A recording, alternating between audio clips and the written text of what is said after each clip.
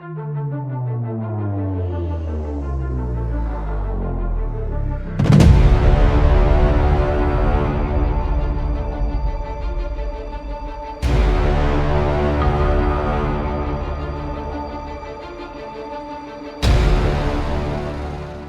guys and gals, welcome to my channel and welcome to the Hunter Classic.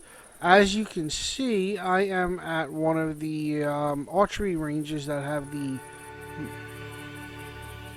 cue to music.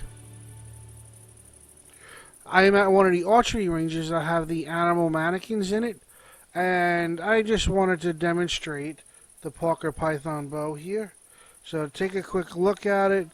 It's pretty much a camo bow, recurve, compound bow.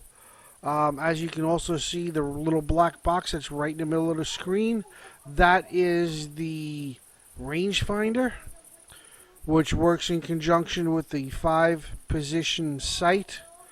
The sight is set for 20, 30, 40, which is the yellow one that you can see right there, and then 50 and 60 meters. So that's the bow. They make a black and red version, which is called the Red Dragon, I believe. But we'll show you that in a minute. I wanted to go over the bow. I wanted to talk to you about the pluses and minuses. And while I'm doing that, I'm going to sit here and I'm going to make some shots. And I'll tell you exactly what's going on. We'll start a short range and we'll work our way out. So that was a pretty short range shot. I'll show you where that hit. You can see it pretty good with the, see that hit right there, right behind the shoulder, which should have been a decent shot. At least probably a double long, probably would have dropped him. Now we'll go to a slightly longer range. And as you can see, that one's 28 meters, so it's telling me to use a 30-meter marker. I tried to put that between his skull and his shoulder. Let's see how successful I was. It's a pretty decent shot right there. It won't hit the bone of the shoulder. It'll get into his chest cavity. Definitely take out at least the left lung. I don't know about the right one. He'd be hurting. So let's talk about the pluses and minuses while I'm doing this. And I'll shoot this moose over here all the way to the left. The pluses, it gives you the long range. It tells you exactly your targets. 35 meters. Being a hair high because of the 5 meters. We're going to redo that because I can't keep it stable.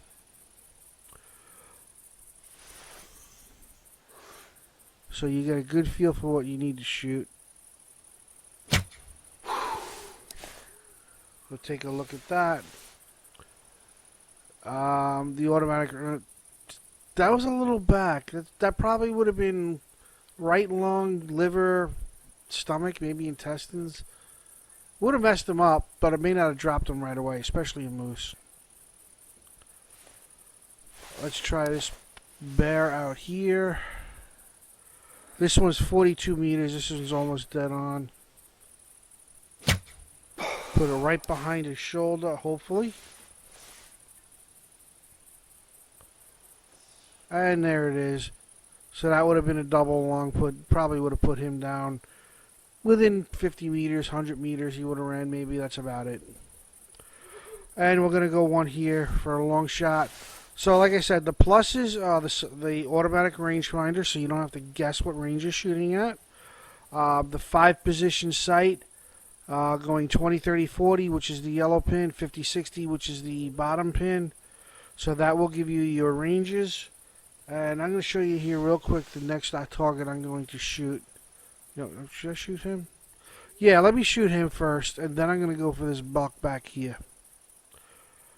The drawback here is, especially when you're shooting long ranges,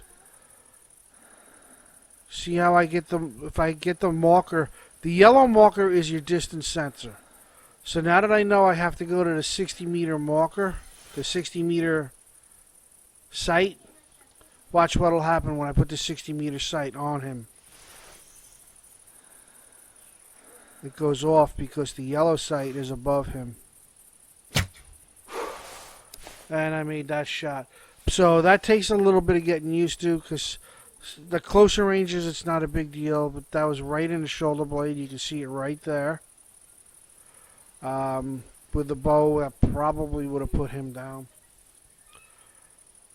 At that longer range, I don't know what kind of penetration you'd get, but I'm assuming not as much as obviously 20 meters. And this last shot, I know this shot is like 67 meters. So first of all, you can see how unstable I am trying to line it up. I can't even get the thing to say, I can't even get it to say 67 meters. I got 68 there real quick. So at the longer ranges, sometimes it doesn't seem to see your target.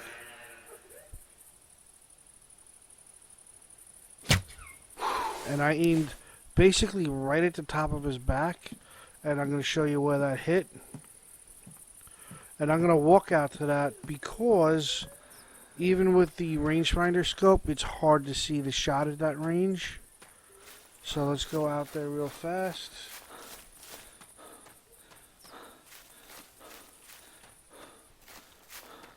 And of course it takes a minute to get out there. That should have been a pretty good shot on him because of the extra range I would have to make up for the drop of the arrow. See, and look how much that arrow dropped. I basically aimed right at the very top of his back, and I got him probably low in the lung. So, but I hit him, and that probably would have taken him out. We'll take a closer look at the shot on this moose while we're here. Maybe. Maybe not. I can't see it. Maybe it auto-healed already? Okay, so we tried. So that's the Parker Python bow. And also the red and black cousin, which I believe is called the Red Dragon. I'm going to go take a look at them in the store real quick. So, and I'm going to go, I have to cover the minuses here. The negatives on this bow. Right now at long range, if you're low level, any shots of long range are going to be difficult. You saw the issues I had trying to shoot the moose at 50 meters. You saw the issues I had trying to shoot that buck at 68 meters. I managed to put decent shots on them, but you got to take into consideration the at extreme ranges, the extra drop of the arrow. Also, you can see how unstable I am. Even holding my breath, I got a lot of wobble, so that makes it for a little difficulty hitting your target.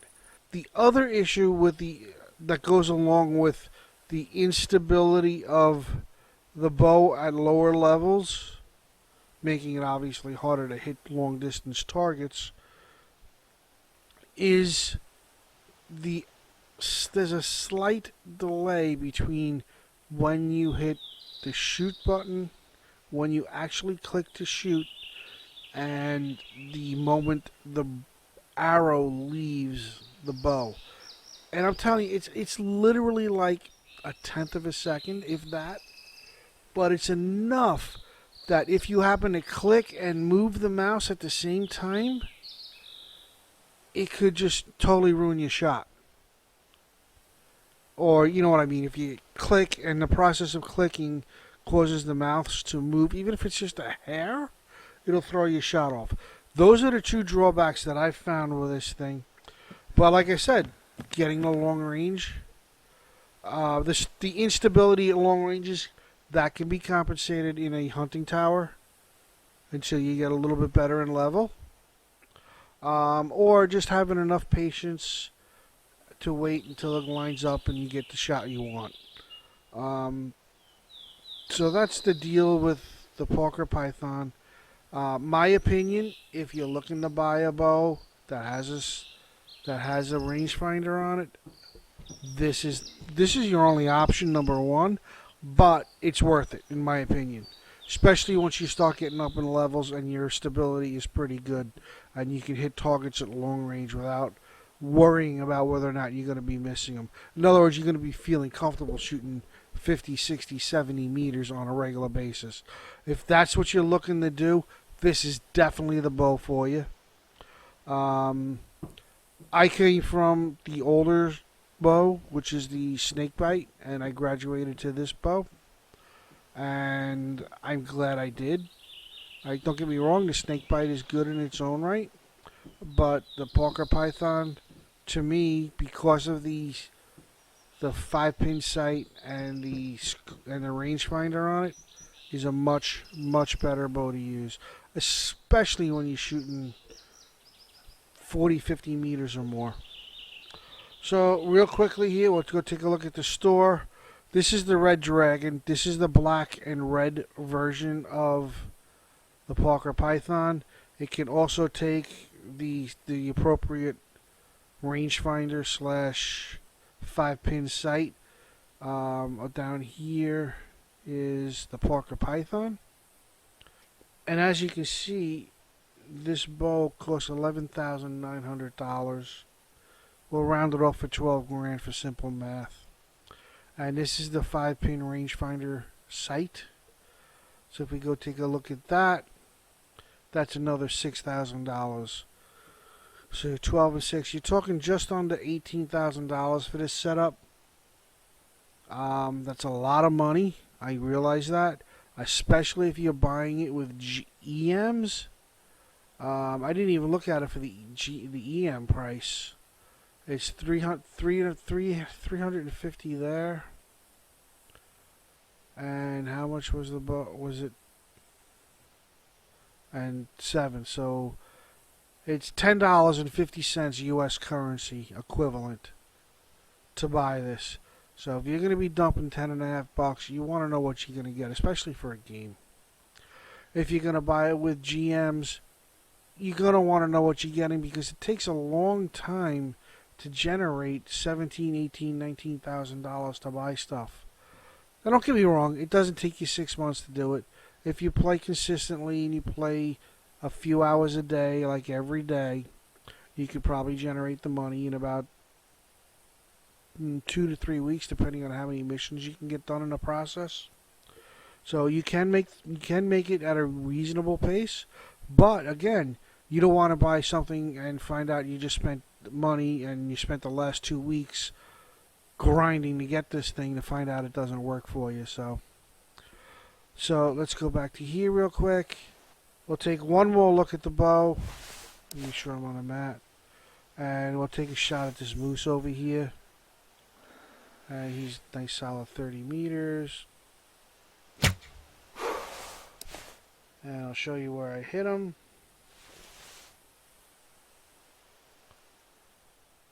And actually I was a little high.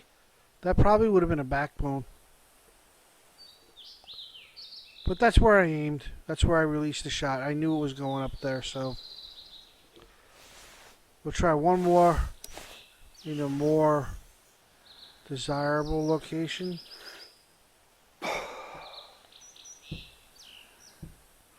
Probably right about there. Oh, I might have dropped that one a little bit. No, that's a pretty good spot. That would have been a much better, at least for me, a much more preferable shot. That would have been maybe backbone. That would have definitely been a double long. Anyway, guys, I really appreciate you watching the video and my thoughts on the bow. And I hope if you're in the market for this bow and you're thinking of buying it, trying to save up for it, whatever the deal, I hope this video helps you make your determination. Do me a favor, comment, let me know if you're looking to buy this bow, and if you think my video helped you make your decision. Thanks again for watching. I really do appreciate it. I hope you, like I said, I hope you enjoyed the video. Do me a favor, like, comment, subscribe. That would be really nice. And set your alerts.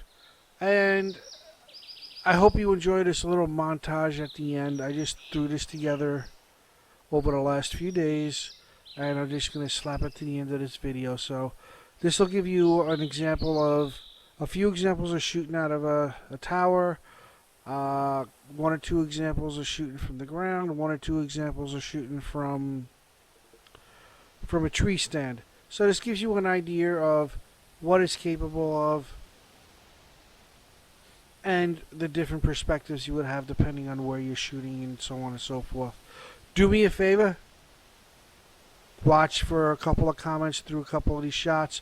I popped a little note up on the screen, which may have some more information that may be kind of useful to you if you're looking to buy a bow. So on that note, guys, thanks again for watching. Enjoy the montage, and I'll talk to everybody soon, okay? Goodbye. That's my son Matthew saying goodbye. Have a good one, guys. I'll talk to everybody soon. Bye.